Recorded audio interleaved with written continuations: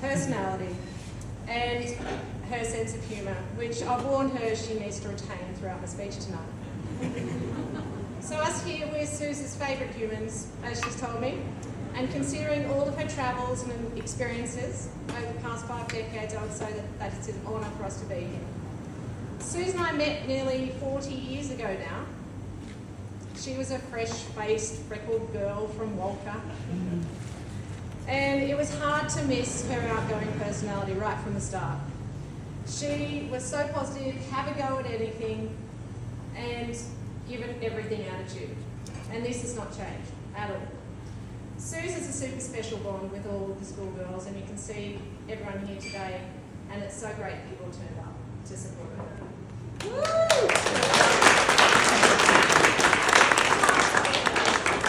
So many of her school friends have also played a role in her more naughtier years after school and stuff.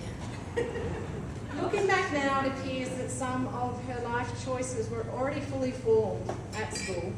Her fierce determination, never give up attitude, lust for life, and her strange preoccupation with muesli, which I promise not to talk too much about. But one of her, talking about all the positive traits, there was an annoying trait that surfaced while we were at school as well. And that was her need to apologise for everything. When she did better at doing a test, she was sorry. When she was caught smoking on pine trees, she was sorry. And when she ate too much at that party muesli, she was so very sorry. It was so frustrating for a while there, she got a nickname, Sorry Suze. But years and experience have changed her, and she's no longer apologetic for who she is. She's a formidable woman, our Suze. And quite an overachiever at times too. In fact, just recently she was interviewed for a podcast. Now, who in this room can claim the fact of being a podcastee? At school, she was a fierce competitor. On the hockey field, generating fear among the town teams we played with that hockey stick in her hand and that look on her face. During these school years, our families became close friends. And Suze and I went on ski trips and with Sunday sailing trips. We also had a love of horses, which we bonded over. So we'd often meet up with the Gregs at one-day events, or we'd pop Suze's horse on our truck and we'd head off for the weekend. That's where Suze developed her love of the screwdriver game.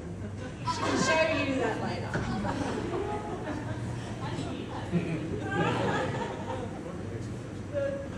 Suze can show that later. After school and uni, she spent 1.5 years in Sydney, pulling beers,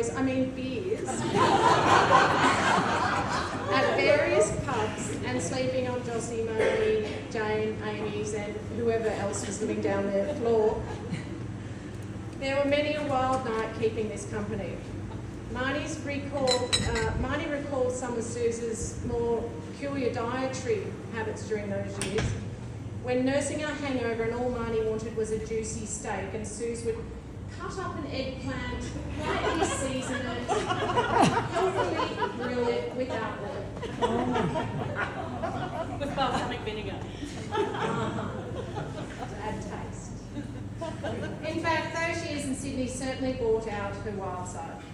After those years in Sydney, and after Suze's accident while she was recovering in hospital, Amy Penny was coerced into kidnapping a very willing hostage to go out of bounds for them to light up a magnificent swing.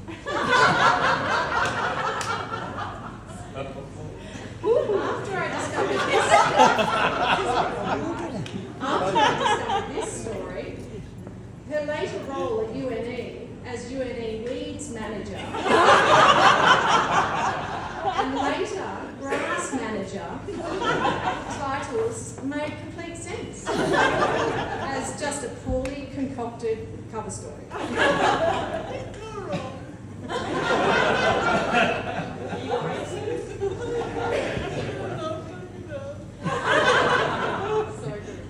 Suze is also a daredevil. Just recently, and I was going to tell this story too, Suze, I invited Suze out because I suggested a horse ride after 20 years. think she hadn't ridden for about 20 years. Nevertheless, confidently, she saddled up a horse. We walked out the back to the hill and I said, "See that gate at the top? Are you game to gallop up there?" She didn't even answer. She just gave Connie the spurs and she was off like a rocket. You had taken off once, Happily, she made it to the gate in one piece and the biggest grin on her face. She loved it. As we all know here, Suze has a ferocious zest for life. She can be so determined to get the most out of life. She can get quite pushy about it. She is an A-grade list maker, all types of lists. She splits her categories: work, lifestyle, socials. Suze is incredibly outgoing and these social lists have many, many lines. Since I returned to Armidale, she's annually organised an Erin pack saddle dinner. Coincidentally, pack saddle coincides with her birthday every year, and so it usually is followed by a large night, ending up on the dance floor somewhere, filling Suze's insatiable appetite for dancing. I'm sure it'll be no different this year, Suze.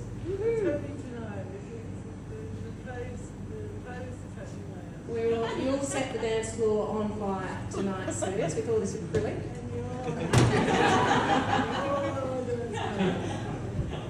Suze has lived all her life in Walker, Armidale and northwest New South Wales, where she's managed to entangle the majority of the male population between ages of 16 and 50 over the last 3 decades with the help of speed dating in the early days and dating apps more recently.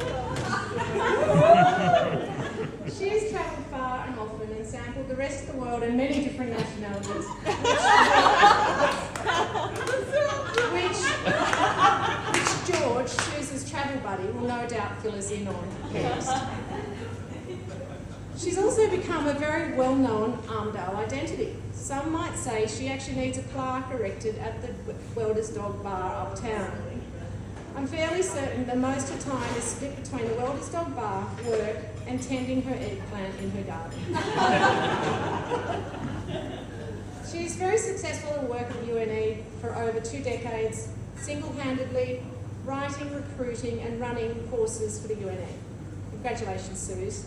You really have done really well at work over these years.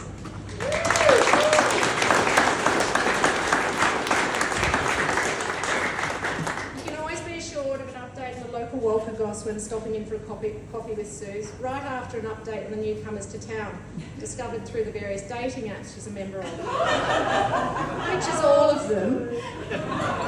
However, as she tells me, she's not very picky because her ideal type is Jason Statham. And men of Jason Statham's type do not come to Armidale. Same taste as me, Suze has cleverly and conveniently manufactured herself a honeypot situation, offering newcomers to town boarding and sleeping arrangements downstairs.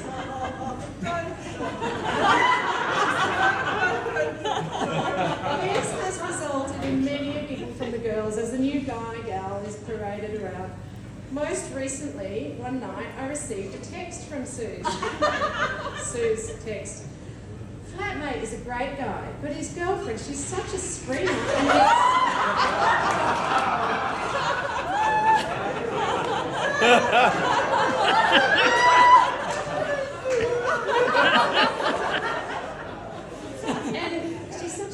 and needs lots of sex. It's so relaxing."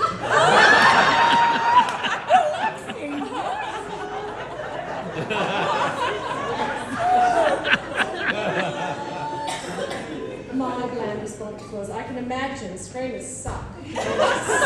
To which Suze replied, "Maybe I'm just totally jealous." He certainly didn't tell me he had a girlfriend during the room application process. Such a lack of integrity.